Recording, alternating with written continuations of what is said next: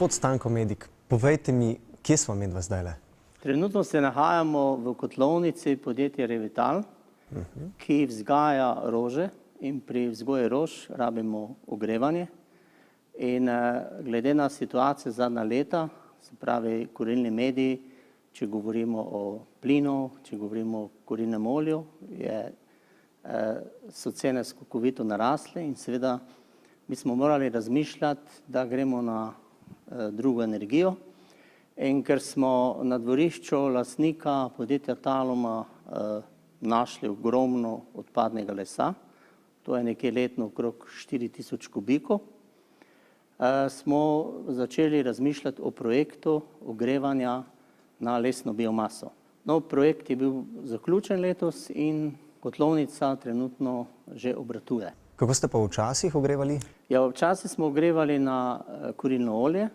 Razmerje kurilno olje proti lesnim sekancem, glede na to, da mi sekance lahko rečem dobimo skoraj zastonj, je 1:15. Se pravi, se veliko bolj splača zdaj? Se veliko bolj splača, tako. No, zdaj, če opišem malo kotlovnico, potem to pomeni, dogaja se vse tukaj, ozadje skladišče sekancov, sekanci potujejo po tekočem traku v peč, hidravlični pogon potiska sekance v peč in tu je popolno zgorevanje, lahko rečemo popolno zgorevanje, tako da v atmosfero dejansko ne vhaja nič oziroma dovoljene količine CO2-ja. To se pravi, to so tiste količine, katere so ravno primerne za absorpcijo rastlin. In koliko časa je bilo potrebno, da ste postavili tole kotlovnico? Ja, od idejnega projekta do izvedbe nekaj trajalo 1 leto. Vsa dovoljenja, gradbena dovoljenja, soglasja, potem načrti, pa potem izvedba. Se pravi, kotlovnica pa ne vsebuje samo ta prostor, ampak imate še nekaj drugih prostorov, ne? Ja, kotlovnica ima zadaj skladišče, to se pravi, kjer so sekanci se skladiščijo nekje velikosti 1000 kubikov, tako da nekje smo računali 4-krat letno bi polnili. Potem je pa komandni prostor, s katerega se pa dejansko vse opravlja, vse funkcije. A komandni prostor izgleda tako kot tukaj, polno enih cevi ali kako drugače? Ne, tam je računalnik, nič drugo dejansko, pa vzdrževalec, ki vzdržuje oziroma nastavlja parametre proizvodnje. A bi mi vi pokazal vašo kontrolno sobo, pa v bistvu tudi zalogovnik, mislim, da imate, ne? Ja, ni problem, gremo pogledati. Ajde.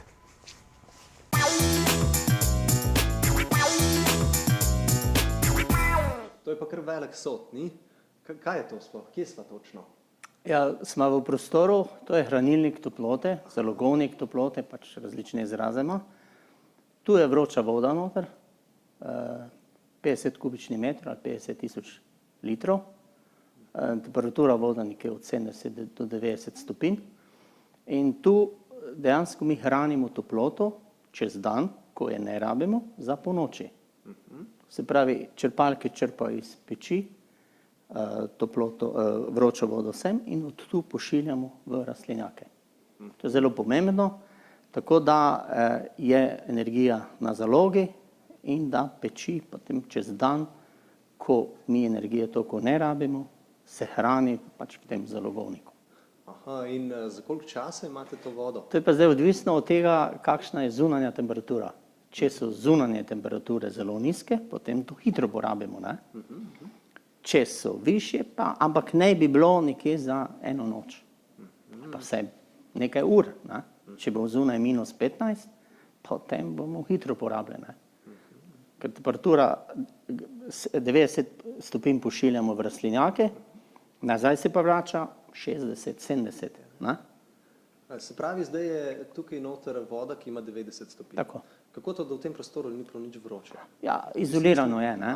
Vidimo, da je rezervoar izoliran, močno izoliran, tako da toplota ne gre v okolico. To je bistveno. Tako da drugače nismo nič naredili, ne? Če bi to bilo prosto. Se pravi, ne izgubljate energije? Ne izgubljamo, tako, ja. Vse gledano, vse se gleda. Ja, kam me boste pa zdaj popeljali? Ja, zdaj gremo pa lahko v komandni prostor, Ker bomo pač povedali nekaj o tem, kako se peči vodijo z enega prostora, kako se vsi proizvodni parametri, ki so nastavljeni, regulirajo, bi rekli. Ne. Super. Ja. Gremo pogledati. Gremo.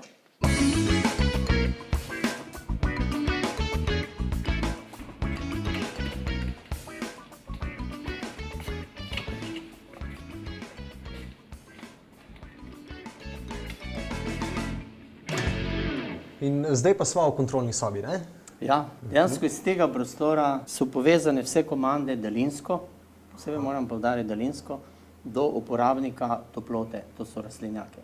Aha. V rastlinjakih so tipala, ki zaznajo padec temperature, dajo komando zalogovniku oziroma črpalki in ta črpa vodo, ko nivo temperature v zalogovniku pade, da komando peči in peč pošilja, greje in pošilja v zalogovnik. Se pravi, če to vse avtomatsko deluje, Ja. kaj potem dela tisti, ki je tukaj? Ja, strojnik teh kotlovskih naprav, on dejansko kontrolira ali pa odpravlja napake, če do njih pride. Predvsem to. Ne. Vse je nastavljeno in on potem kontrolira, ali se vsi ti parametri proizvodne vroče vode dogajajo. Moram reči, da imate super tole poštimano, ampak verjetno brez inštalaterjev strojnih inštalacij tega ne bi bilo. Ja, inštalaterji so dejansko tu strojnih inštalacij bili glavni poklic pri montaži. In pogodba je bila sklenjena z dobaviteljem opreme in ta je potem imel svoje podizvajalce in tudi sklenjena pogodba za vzdrževanje oziroma odpravo napak, kolikor do tega pride.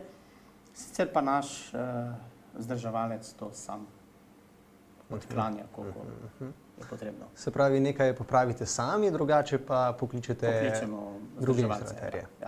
Ja, super. Super, moram reči, da me je vse zelo navdušilo in jaz se vam zahvaljujem, da ste mi vse lepo razložili. Najlepša hvala, pa veliko uspehov še naprej. Hvala vam. Lepo zdrav, živijo. Živijo.